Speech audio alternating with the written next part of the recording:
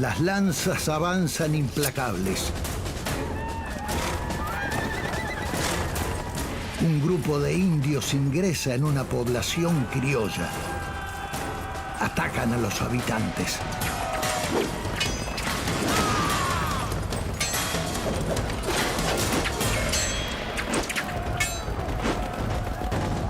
De pronto, sucede algo insólito. Dos de los atacantes gritan ¡Viva el rey! Y alzan un estandarte real de Fernando VII de España. Ellos son los hermanos Pincheira. Estos hombres aún bregan por la monarquía española y están dispuestos a todo con tal de lograr su objetivo.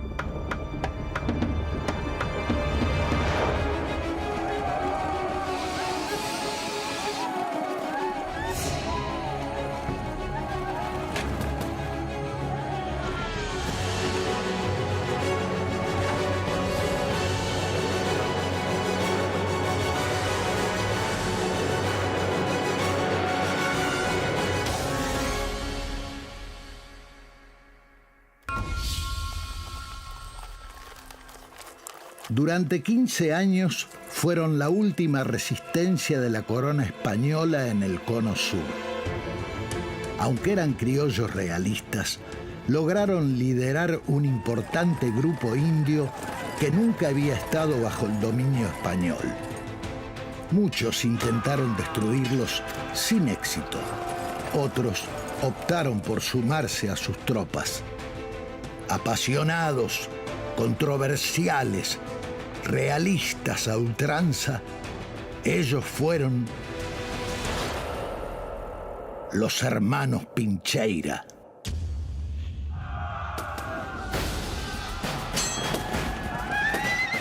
En Maipú, el ejército de los Andes, bajo el mando del general José de San Martín, vence a las fuerzas realistas. Esta importante victoria permite que los revolucionarios puedan embarcarse rumbo a Perú, el último bastión español. Bernardo O'Higgins, aliado de San Martín, se convierte en director supremo de Chile. A pesar de la victoria de los partidarios de la independencia, en el sur de Chile existen algunos grupos realistas que se niegan a rendirse. Para el director supremo es fundamental suprimirlos. Se avecina una época asignada por la guerra a muerte.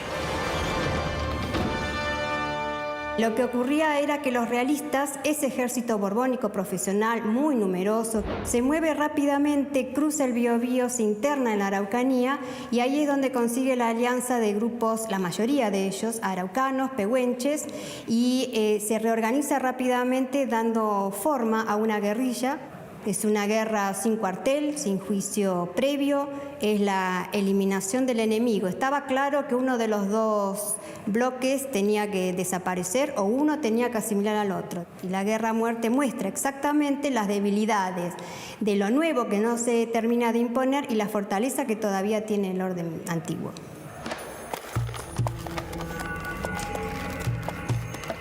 Hacia 1817, el director supremo de Chile, Bernardo O'Higgins, se propone terminar con todos los grupos leales a la corona española. Uno de estos se encuentra en el Colegio de Franciscanos, ubicado en la localidad de Chillán. Allí estudian los hermanos Antonio, Santos, Pablo y José Antonio Pincheira.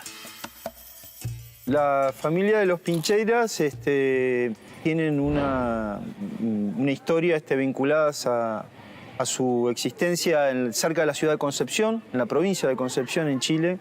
El grupo de los hermanos hacia la primera mitad del siglo XIX, 4 varones y 2 mujeres. 2 de ellos, los menores, van a integrar por una serie de eventos que van a sufrir parte de los grupos realistas que van a seguir resistiendo la campaña de la independencia, ¿sí? Los hermanos Pincheira comparten los días de clase junto a las prestigiosas familias chilenas. En aquel ámbito educativo existe una firme adhesión a la corona española, sostenida tanto por el alumnado como por los frailes.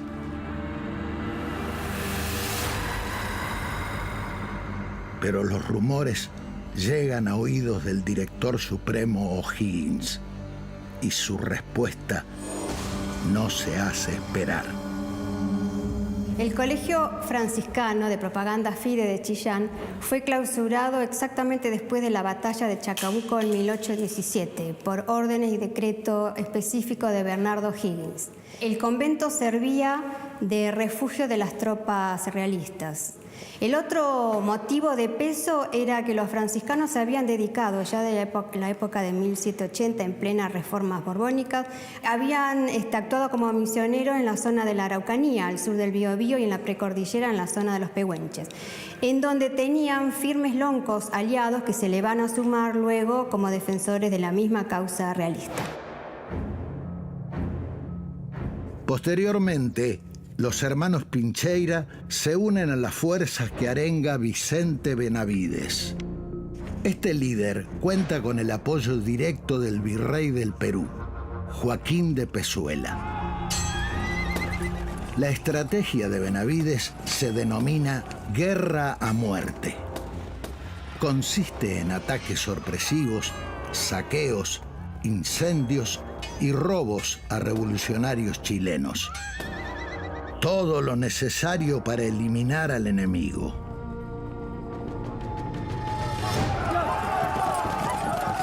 Lentamente, los Pincheira logran un lugar de importancia del grupo.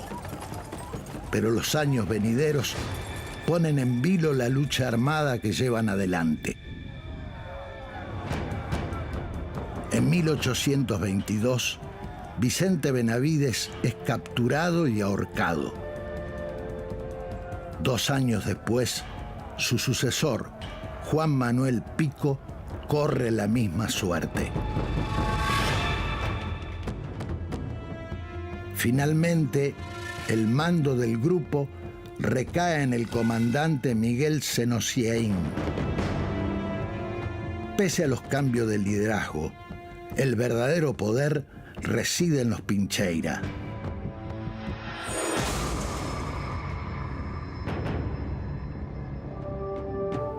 La noticia los dejó estupefactos. Los independentistas vencieron en Ayacucho.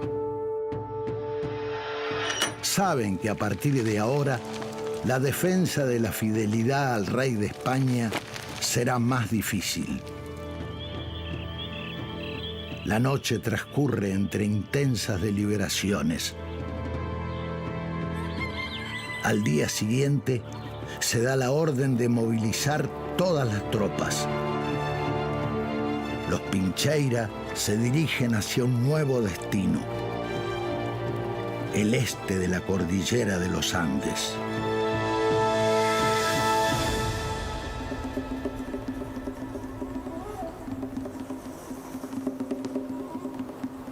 Hacia 1826, en los valles de Barbarco y las lagunas de Pulafken, se halla el último reducto realista en el sur de América del Sur. Es un punto estratégico en los circuitos comerciales de la región. La muerte del comandante Miguel Senosiaín otorga a José Antonio Pincheira el control total de las fuerzas. Sus filas están compuestas por militares españoles, representantes del clero, campesinos, indios y desertores del ejército revolucionario. Constituyen una población asentada en el ámbito indígena de lo que hoy sería el territorio del norte de la provincia de Neuquén. Su origen es multiétnico porque hay población chilena, hay población que va a provenir de las provincias rioplatenses, hay población indígena. Y entonces en ese sentido, bueno, la convivencia a veces va a ser compleja, ¿no? Se sabe que los pincheras van a establecer una ley muy rígida en ese aspecto, lo que va a tener que ver la convivencia al interior del pueblo.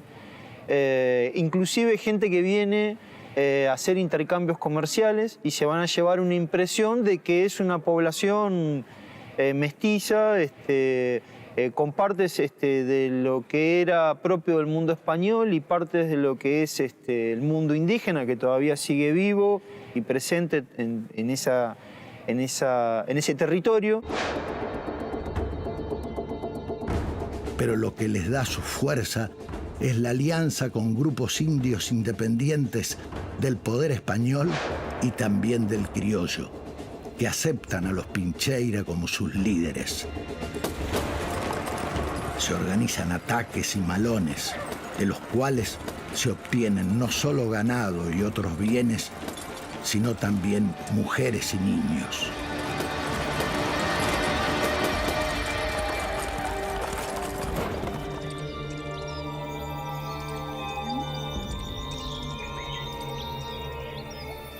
Con el paso de los años, la comunidad instalada en Barbarco crece.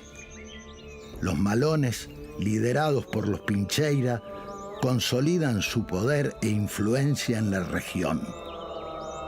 Se convierten en la principal amenaza para las fronteras de Mendoza, San Luis, Córdoba, Santa Fe y las Pampas bonaerenses. El ganado obtenido en los ataques se utiliza no solo como alimento para las familias que habían migrado con los pincheira, sino también como mercancía para sellar alianzas. De esta forma, los pincheira trazan acuerdos con campesinos hacendados de Chile y Mendoza. Esto les permite obtener armas, además de información y refugio en caso de ser necesario. Mientras tanto, Buenos Aires atraviesa un periodo candente. Por un lado, la guerra con el Brasil, y por el otro, la tensión creciente entre unitarios y federales, detonada a partir de 1825. Aunque parece lejana, esta situación envolverá muy pronto el entorno de los pincheira.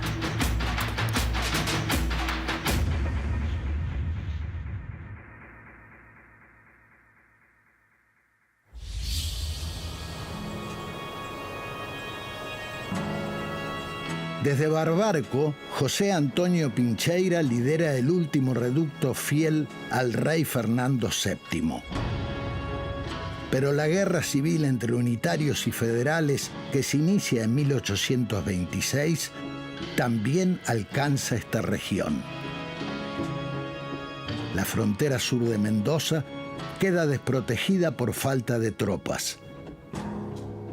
El gobierno de esa provincia debe tomar una decisión rápida.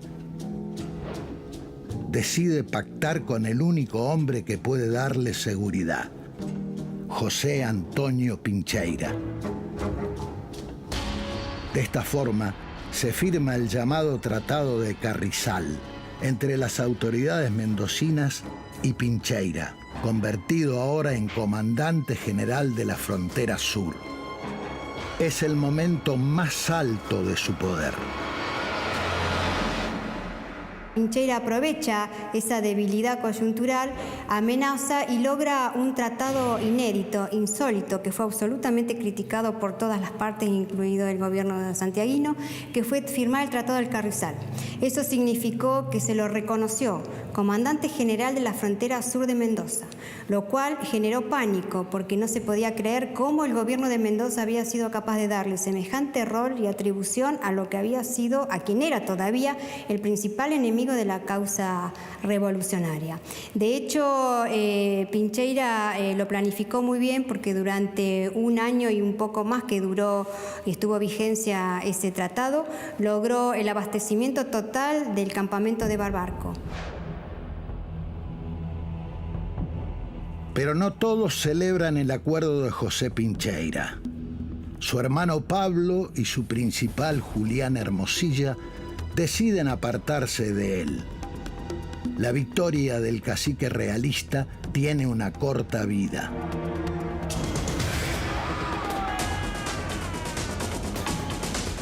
En 1830, el gobernador Juan Corbalán y varios miembros de su comitiva son asesinados. La acusación recae sobre Pincheira. Aunque niega su participación en el crimen, su figura empieza a perder influencia. Muchos de sus seguidores aceptan el indulto del gobierno chileno y abandonan sus filas. El antaño hombre fuerte de la cordillera de los Andes transita su hora más oscura.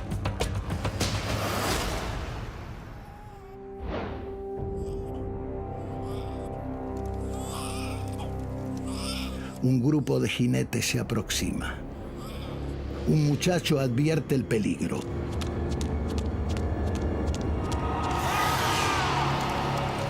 El cacique ordena que todos se preparen para combatir. Pero la victoria parece algo difícil. Los soldados enviados por el presidente chileno José Joaquín Pietro cercan el campamento. Pincheira debe decidir: inmolar a los más de 150 hombres y mujeres a su mando o entregarse.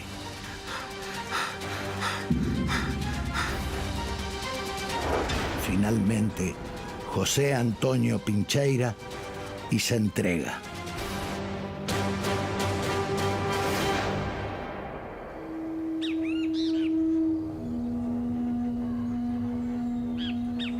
Pincheira se entrega solo, acepta un indulto, pide que le dejen el territorio, su cargo de comandante, que le dejen su gente y que abastezca su campamento y que de algún modo toda esa gente subsista. Entonces el presidente Prieto no acepta esas condiciones, pero bueno, a este líder lo deja vivo, un poco como queriendo mostrar que ahora el Estado está en condiciones de asimilar y hacerse cargo del enemigo. Lo pone como mayordomo de su propia estancia 2 años, luego le devuelve la estancia de la familia y ahí muere a los 84 años, vive varias décadas más porque era muy joven todavía, con su familia y sus hijos. Durante 15 años, los hermanos Pincheira marcaron a fuego la frontera sur. Su vida representó el último y desesperado intento de los partidarios del rey de España para mantener a Sudamérica en sus manos. Incluso lograron hábilmente negociar alianzas y ser seguidos por grupos indios que habían mantenido su libertad frente a los españoles y que querían seguir conservándola frente a los criollos independientes. Con el paso de los años, los hermanos Pincheira perdieron su poder y se convirtieron en algo vetusto, la última expresión del poder español en sus antiguas colonias del sur.